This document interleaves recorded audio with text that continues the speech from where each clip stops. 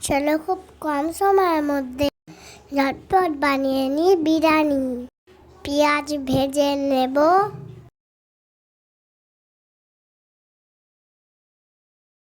পেঁয়াজ ভাজা হয়ে গেছে, পেঁয়াজ উঠিয়ে নেব। আগে থেকে আলু সিদ্ধ করে রেখেছিলাম। চলো এবার আলুটা ভেজে নিই।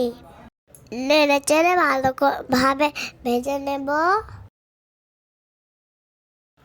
আলুটা ভাজা হয়ে গেছে, চলো চলো নামিয়ে নিই। এখানে আমি বিরিয়ানির জন্য মশলাটা ভেজে নেব।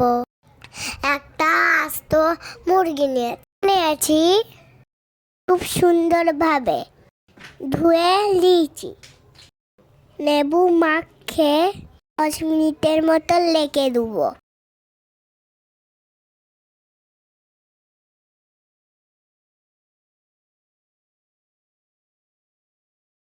দিয়ে দেবো আদা রসুন বাটা, স্বাদ মতন লবণ, দিয়ে দেবো লঙ্কা গুঁড়ো, হলুদ গুঁড়ো,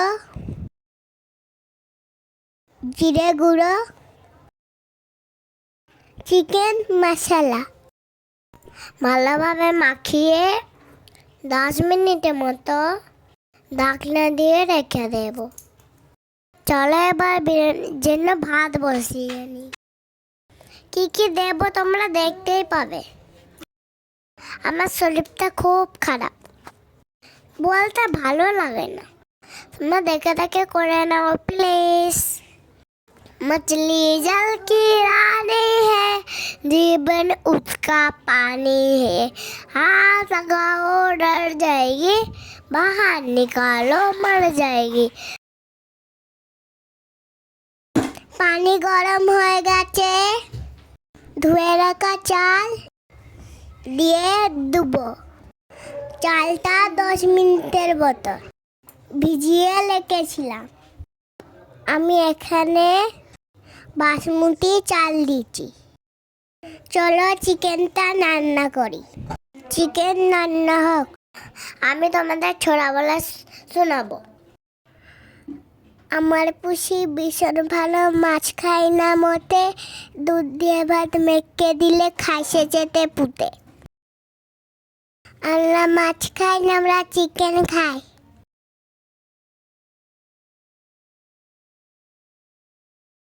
চিকেনটা কষে নেব। ছুটি ছুটি গরম গরম রুটি, আলু পটল ভাজা খেতে ভারী মজা। আরো মজা মায়ের কোল, দে দোলনি দোদল দোল, দোলনিটা লাগলো বেশ, আজ আমাদের পড়া শেষ। চলো এবার বিরিয়ানিটা সাজিয়ে নিই। হাঁড়িতে তেল মাখিয়ে দিচ্ছি, এক এক করে উপকরণ দিয়ে দেব। তোমরা দেখো। ভাতের উপরে বিরিয়ানি মশলা দিয়ে দেব। দিয়ে দিলাম আলু, এবার দিয়ে দেব পেঁয়াজ, হাফ চামচ চিনি, এবার দিয়ে দেব চিকেন। এইভাবে সাজালে সব উপকরণ ভালোভাবে মিক্স হয়। আবারও দিয়ে দেব ভাত। একইভাবে আবারও দিয়ে দেব।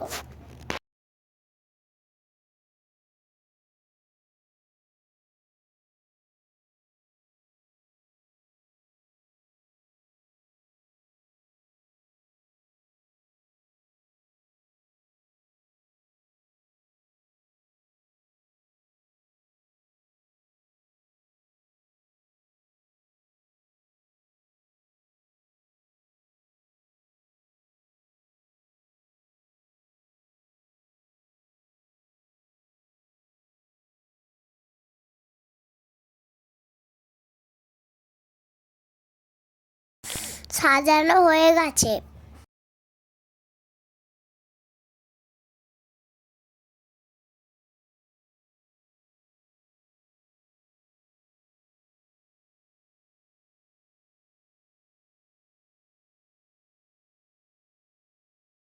ঢাকনা দিয়ে ঢেকে গেছে 10 মিনিটের মতন। জাল করে দেবো।